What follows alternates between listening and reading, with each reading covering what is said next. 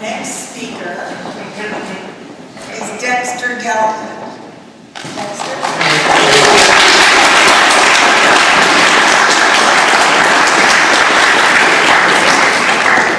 Hi, guys. Hi. Thanks for the applause.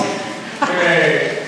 Okay, what I wanted to speak to you about, I'm calling conquering individuation. Can you all hear me okay? Yeah. Okay. I've always felt that the key ability in this world is the ability to see things from the other person's point of view.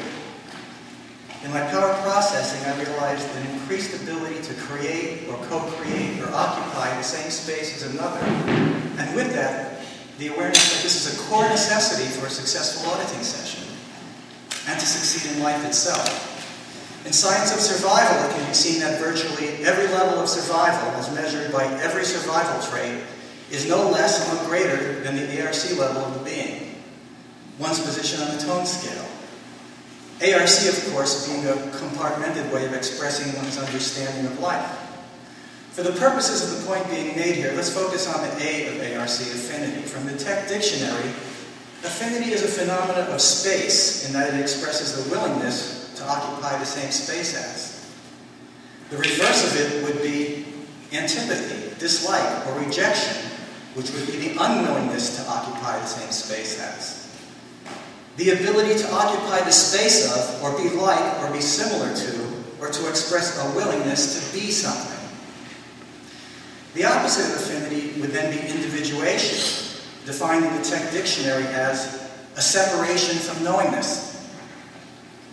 Again, referring to the Tech Dictionary to define our terms, knowingness, a capability for truth.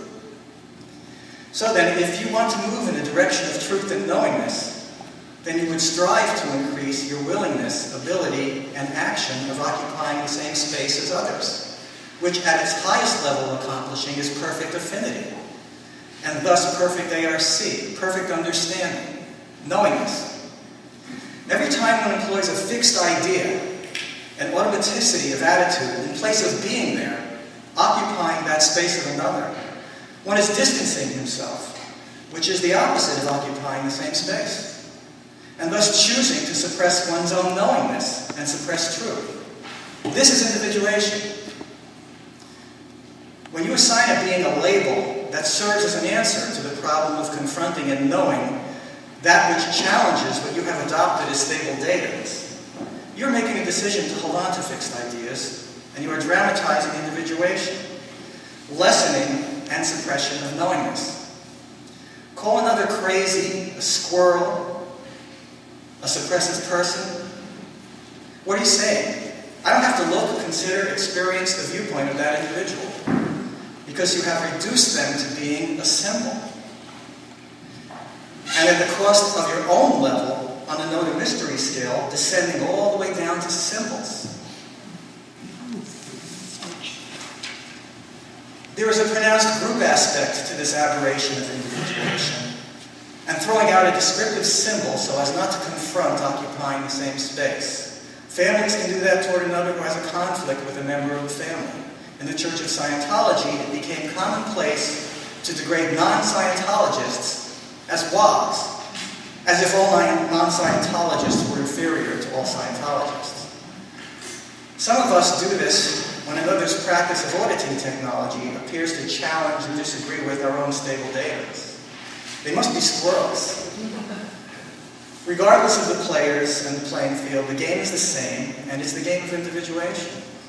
And it is the game of decreasing knowingness. And we know it in Scientology as the dwindling spiral. I think that conquering individuation is pertinent to our overall success as active Scientologists.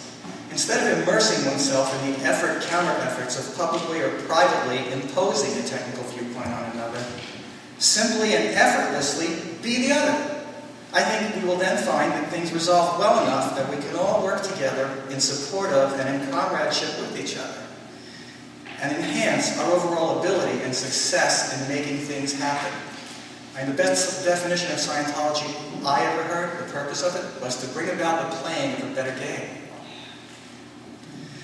I've observed that a key principle of Scientology processing in getting the pre-clear to retain an ability that they found unconfrontable is with repetitive auditing commands, getting them to confront the ability in increasing bits and pieces, gradiently toward the realization of the full ability. This applies here as well. The ultimate challenge in life may well be to occupy the same space as those you are finding yourself to whatever degree in opposition with. Thus, the approach here would be to ramp up this ability by practicing occupying the same space as another at every opportunity, to the degree that you find you can, and with every success, your certainty and ability will climb, with an onrush of theta for the space of your shared universes. Be willing to occupy each other's viewpoint, and in accomplishing this, you cannot help but find out how much we really have in common. For that is occupying the same viewpoint. I find that by simply and easily deciding to occupy another's viewpoint, the ARC rises correspondingly. I begin to know what they are going to say just before they voice it. And when a conflict has been held in place, the effects align as they should with what one expresses on a suppressed person rundown. For the mechanics involved, I'm sorry, I said expresses, I meant experiences. I'll give you that again. The effects align as they should with what experiences on the suppressed person rundown.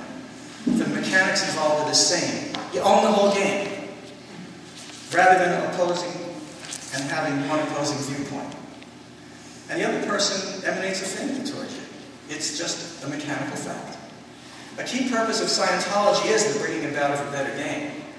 I think that if we recognize the goal of total knowingness, the goal of complete willingness, ability, and action of occupying the same space, of no track, no charge, which is the highest level on the state of case scale, then we can agree to recognize that our game as Scientologists is the game of conquering individuation. The end of case would include the end of GPMs, or goals problems masses, the deep well of counter-thoughts, counter-emotions, and counter-efforts, held in place by their own two opposing viewpoints pressing against each other. These are but the result of having descended down from coexistence, occupying the same space, and co-creation through other creation to counter-creation, creating against each other. In terms of reversing our dwindling spiral, the route is back up and through occupying the same viewpoint. And this is from Lecture 26, April 1954, General Handling of the PC. A pre-clear is as sick as he will not assume other viewpoints. And the pre-clear's ARC triangle is as good as he is willing to assume other viewpoints. And his freedom is as great as he does not add conditions to viewpoints. So there you have it, a choice for you to make in and for every situation in life, and in the direction you take in processing. You can process a being in a direction of individuation, toward removing those beingnesses impinging on his universe, in which case you process toward disability to experience other viewpoints. Or you can process a being toward realization of infinite ability to occupy other viewpoints, which would be full OT. And in your daily life, you can make the decision to impose an identification of some sort to others you encounter, and thus individuate your way down the spiral, moving further away from the state of OT. Or you can decide to experience the viewpoints you encounter and move in the direction of being OT.